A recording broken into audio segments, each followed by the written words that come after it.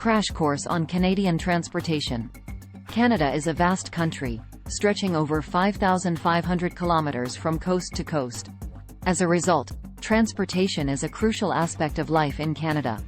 Whether you're traveling for work, leisure, or immigration, understanding Canada's transportation options can make your journey smoother and more enjoyable. 1.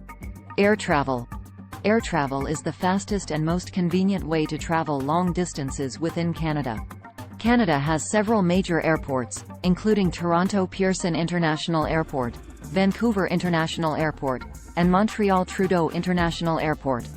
These airports offer connections to destinations across Canada and around the world. Canada also has several regional airlines that serve smaller communities, making it possible to reach even the most remote parts of the country by air. 2. Rail travel.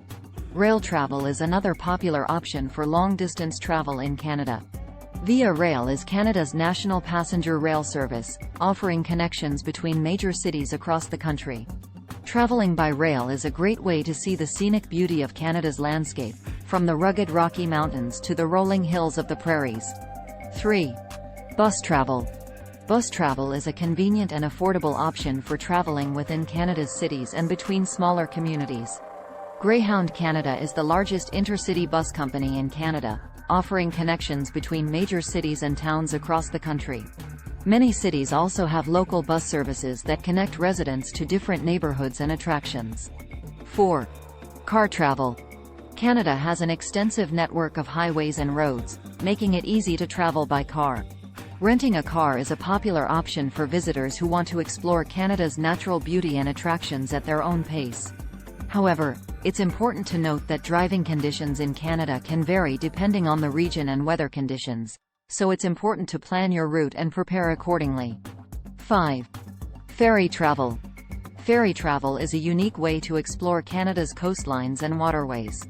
British Columbia, for example, has an extensive network of ferries that connect communities on the mainland with Vancouver Island and the Gulf Islands. The ferry ride itself can be a highlight of the trip, offering stunning views of the coastline and wildlife like whales and dolphins. 6. Bike travel. Biking is a popular mode of transportation in Canada, particularly in urban areas where bike lanes and paths are becoming more common. Many cities have bike share programs that allow residents and visitors to rent bikes for short periods of time. Canada also has several long-distance bike routes, like the Trans-Canada Trail, which offer a unique way to explore the country's natural beauty. 7. Indigenous transportation. Indigenous transportation is an important part of Canada's history and culture. For centuries, Indigenous peoples have used canoes, kayaks, and other watercraft to navigate Canada's rivers and waterways. Today, visitors can experience Indigenous transportation firsthand by participating in guided canoe trips or attending cultural festivals that showcase traditional Indigenous boats and watercraft. Interesting examples, stories. A. Ice roads. In the winter, some remote communities in northern Canada rely on ice roads to transport goods and supplies.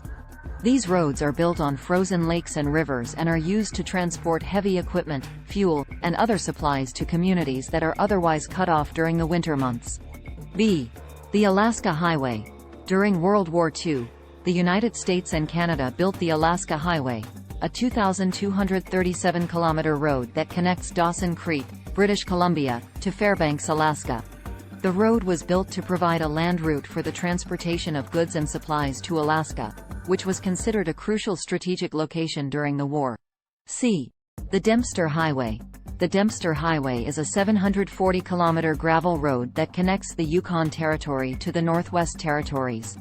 The highway is the only all-weather road that crosses the Arctic Circle and is a popular destination for adventurers and tourists looking to explore Canada's northern wilderness. D. The Toronto Subway. The Toronto Subway system, operated by the Toronto Transit Commission, TTC, was the first subway system in Canada and opened in 1954. The system has expanded over the years and now includes 4 subway lines and 1 light rail line, with a total of 75 stations. E. The Port of Vancouver. The Port of Vancouver is Canada's largest port and handles over $200 billion worth of goods each year. The port is a major gateway for trade between North America and Asia and is an essential part of Canada's transportation network. In conclusion, Canada's transportation systems are diverse and essential for connecting its vast regions and communities. From the bustling streets of major cities to the remote wilderness of the north, Canada's transportation networks play a vital role in connecting people, goods, and services. Each provincial capital city has its unique transportation systems, and some interesting examples and stories showcase the country's diverse and fascinating transportation history. We hope this video has given you a taste of all the incredible experiences Canada has to offer. If you're ready to start planning your own adventure to Canada, please ensure to use our Booking.com referral link.